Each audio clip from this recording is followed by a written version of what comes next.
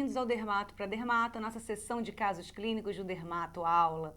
Vamos ao caso de hoje. Então, homem, 50 anos, apresentava lesão macular hipercrômica na região retroauricular esquerda. Tempo de evolução desconhecido. Dermatoscopia, e aí, pensando, analisando, passou muito rápido? Vou voltar. 5 segundos. Para vocês, já foi. Daqui a pouco a gente volta para discutir. E aí, gente, essa lesão é benigna, maligna ou suspeita? Tcharam! Façam suas apostas. Qual a sua conduta? Fica, corre, chama os universitários? Não, daqui a pouco a gente vai descobrir e você não vai ter mais dúvida. Vamos então analisar a nossa dermatoscopia com detalhes. Primeira coisa, o que eu marquei aqui para vocês? Rede. Essa rede é típica ou atípica? É uma rede pigmentar atípica. Além disso, tinha essas estruturas aqui. O que é isso, pessoal? Então, são pontos. Quando nós temos pontos, isso também serve para os glóbulos. A gente tem que analisar a disposição dessas estruturas na lesão. Então, são pontos periféricos, estão uniformemente distribuídos, são distribuídos aleatoriamente, isso é super importante. Nessa lesão, os pontos eram periféricos, isso também não é um bom sinal. Temos ainda essas estruturas aqui. Agora sim, nós temos glóbulos. E aí temos que analisar os glóbulos. São parecidos entre si? São distribuídos uniformemente? Não. São glóbulos assimétricos, então são diferentes. A gente consegue observar que tem glóbulo grande, pequeno, alguns mais marrom claro, outros marrom escuro, tá bom? E de distribuição irregular na lesão. Missão do dia. Já analisamos a dermatoscopia, mas a gente está numa vibe algoritmos, tá? A gente já discutiu vários algoritmos aqui no Dermato para Dermato. Hoje a missão é método de Menzies. Se vocês ainda não assistiram às aulas anteriores, volta lá, que a gente tem TDS, a gente tem análise de padrões e agora a gente vai falar um pouquinho sobre o método de Menzies. Bom, esse método ele é um método qualitativo e é uma variante da análise de padrões. Ele busca nada mais do que simplificar o diagnóstico do melanoma cutâneo. Esse método baseia-se em duas etapas. Na primeira, é aquela etapa geral, determina se uma lesão é melanocítica ou não melanocítica. O que determina uma lesão como sendo melanocítica? 3 estruturas, são elas: rede, glóbulos e estrias. Não obrigatoriamente as 3, qualquer uma dessas estruturas diz que a lesão é melanocítica. Na segunda etapa é o método propriamente dito, são as particularidades, né? Aqui você vai determinar se essas lesões de origem melanocíticas têm ou não determinadas características. São 2 características ditas negativas e 9 características positivas. Calma que vai ficar fácil. Então, um momento, anota aí. Quais são as características negativas primeiro? Padrão de pigmentação simétrico e a cor, se a cor é única. Então, essas são as 2 características negativas. E quais são as características positivas? Todas aquelas ali. Véu azul esbranquiçado, múltiplos pontos marrons, pseudópodes, estrias radiadas, áreas de despigmentação cicatricial, pontos e glóbulos pretos na periferia da lesão, múltiplas cores, no caso 5 ou 6, múltiplos pontos azul acinzentados e rede pigmentar alargada. Então, o que é o método de Menzies? Se uma lesão não tiver características negativas, aquelas 2 ali, então ausência das características negativas, e pelo menos uma característica daquelas anteriores positiva, tá?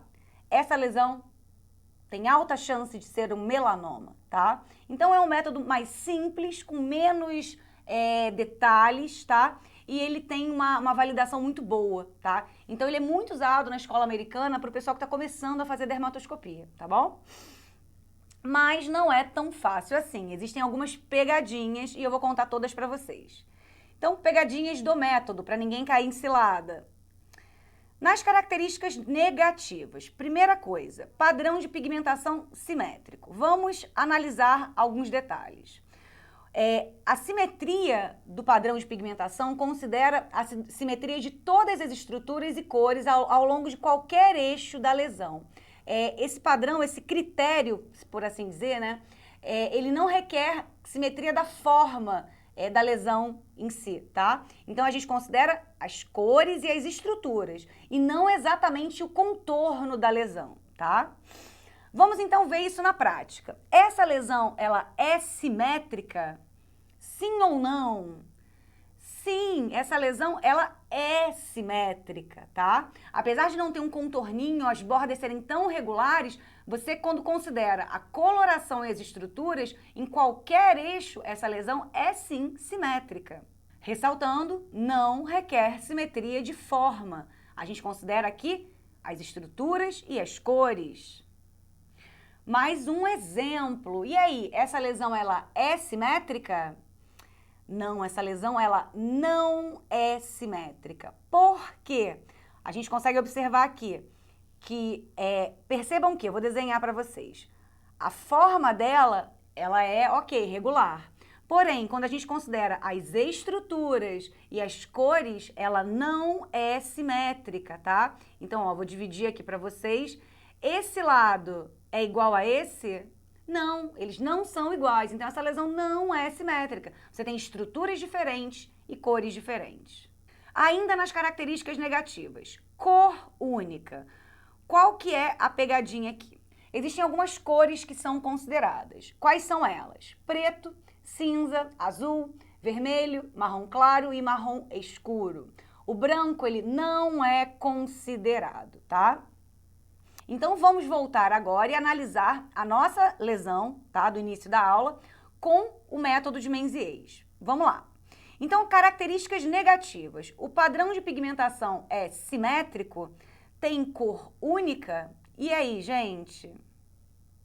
Primeira coisa, o padrão de pigmentação não é simétrico, tá? Segunda coisa, a cor é única? Não. Aqui a gente consegue ter pelo menos umas 3 cores, né? Marrom claro, marrom escuro e preto. Então, essa lesão, ela não tem cor única e ela não tem padrão de pigmentação simétrico. E agora? Vamos lá. Com relação às características positivas, quais características positivas estão presentes? Tem véu? Não. Tem múltiplos pontos marrons? Tem. Perfeito. Então, múltiplos pontos marrons. Pseudópode? Não. Estria radiada? Não. Área de despigmentação cicatricial? Também não. Pontos e glóbulos pretos na periferia da lesão? Não. A gente tem pontos e glóbulos irregularmente distribuídos, mas eles não são pretos exatamente na periferia. Não força o método, tá? Não força a amizade, gente. Múltiplas cores? Pelo menos 5 cores? Não. Pontos azul acinzentados? Também não. E a rede pigmentar alargada?